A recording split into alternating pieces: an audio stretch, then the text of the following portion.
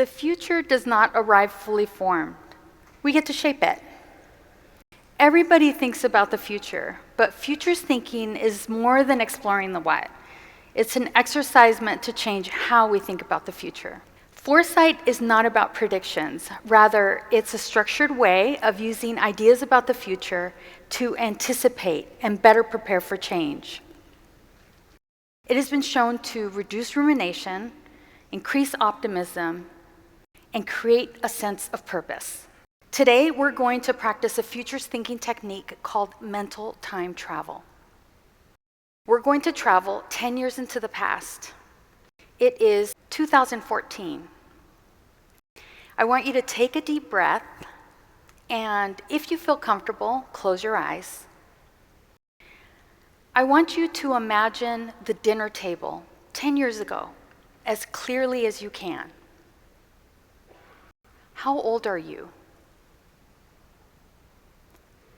Where did you spend your day? How did you get around? How did you commute from one place to the next?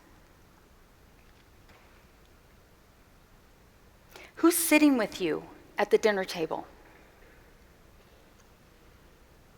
What are you eating? Where does your food come from? Where does your water come from, and where does it go? What forms of energy are you using? What technologies are you using? What do you and your loved ones care about? Worry about? How do you feel about your world? Open your eyes. For most people, this exercise isn't too challenging, and also we have videos, pictures, social media to help connect us to our past. And remembering brings up emotion. 10 years ago, it may have been difficult to imagine some of the things that are happening today. Chatbots, voice-controlled personal assistants, hybrid and remote work. Futurist thinking helps us disregard the false notion that something cannot be done. It acknowledges our collective ability to pivot. Okay, next we're going to travel to tomorrow. Not the far future, but literally tomorrow. Today is Thursday, so it's Friday. Tomorrow, dinner time. Take a deep breath, and if you feel comfortable, close your eyes. I want you to imagine the dinner table as clearly as you can. How old are you? Where do you spend your day? How do you get around? Who's sitting with you at the dinner table? What are you eating? And where does your food come from? What forms of energy are you using? What technologies do you use? What do you and your loved ones worry about, care about? How do you feel about tomorrow?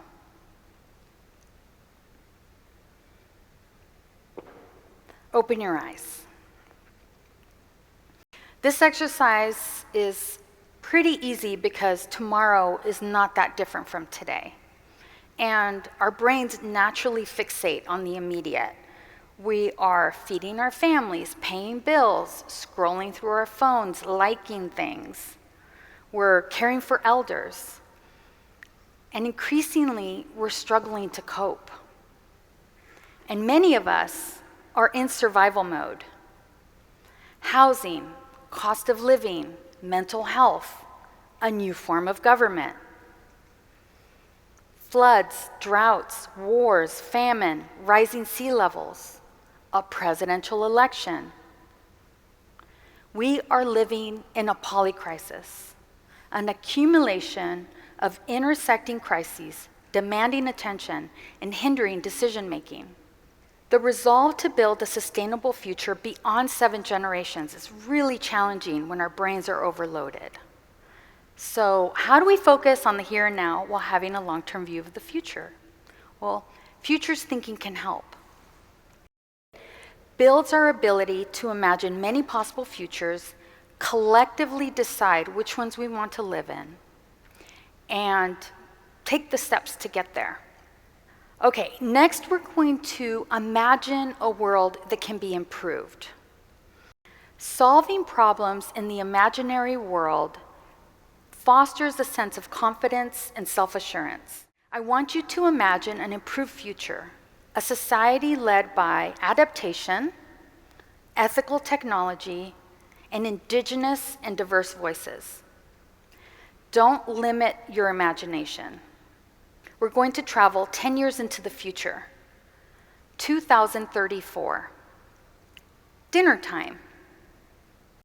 Take a deep breath, and if you feel comfortable, close your eyes.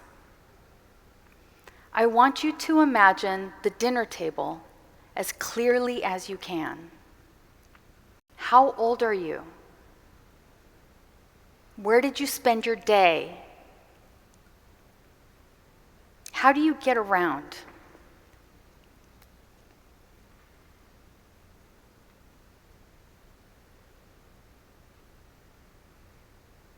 Who's sitting with you at the dinner table?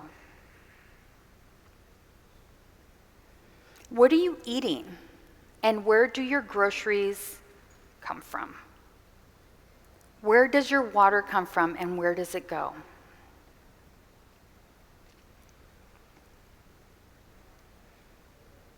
What forms of energy are you using? What technologies are you using? What do you and your loved ones worry about, care about? Now let's add a couple more now that you're older. Have you survived something that has made you stronger or more resilient?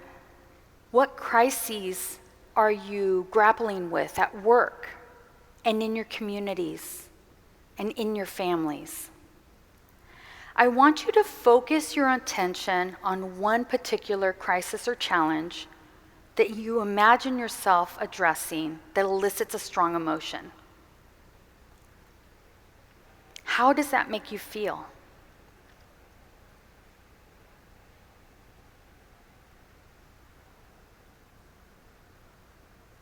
I challenge you to place your world in a society led by adaptation, ethical innovations, and indigenous and diverse voices. Imagine that you cannot fail. Open your eyes.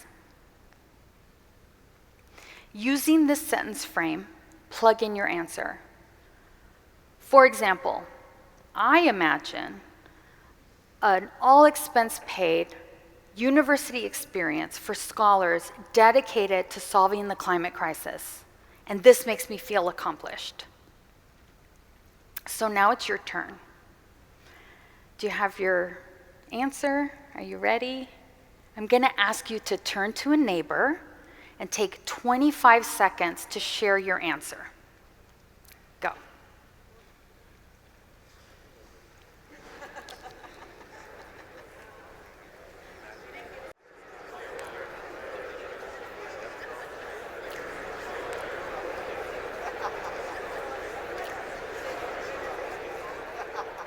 Scientists have found that an effective tool for imagining a future more clearly is by connecting to your emotions about it. It also activates the posterior cingulate cortex, or the part of the brain that's more open to new information. All right, so you've gone on a little mind walk with me. Thank you so much for participating. You may have noticed that the further out in the future you imagine your own life, the more mental, creative, and emotional energy you spend. You're not just projecting facts, you're also projecting your hopes and your dreams and your fears. And this energy that we spend is even more complicated by this polycrisis that we're in. MRI studies suggest that when you imagine your future self, your brain begins to act as if you're thinking about a completely different person. The The further out in the future you imagine your own life, the less brain activation you show. Your future self is someone you do not care about, and you leave the future for them to worry about. The good news is the more you practice futures thinking, the better you get. And when you do this in community with others, it builds your empathy. It builds our collective resilience. The future is something that we make. It's not something that just happens to us. This is Alicia. Alicia was born in 1939 in a remote farming community in Sinaloa, Mexico.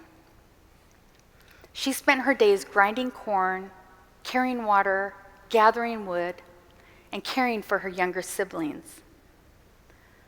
When Alicia was 11 years old, she left behind her parents and her 8 younger siblings to travel 731 miles to a migrant camp called Camp 52 in Phoenix to live with her grandfather and build a new life. One of the few possessions that Alicia traveled with were stories about a future, about El Norte, about what it was going to be like there. She transformed those stories into a vision. She envisioned possibility, and she used her imagination to manifest it. She used her imagination to adapt. Alicia is my mother. She had to learn a new language, a new culture, and a new way of doing things. And as futurists, we have to be open to doing the same thing.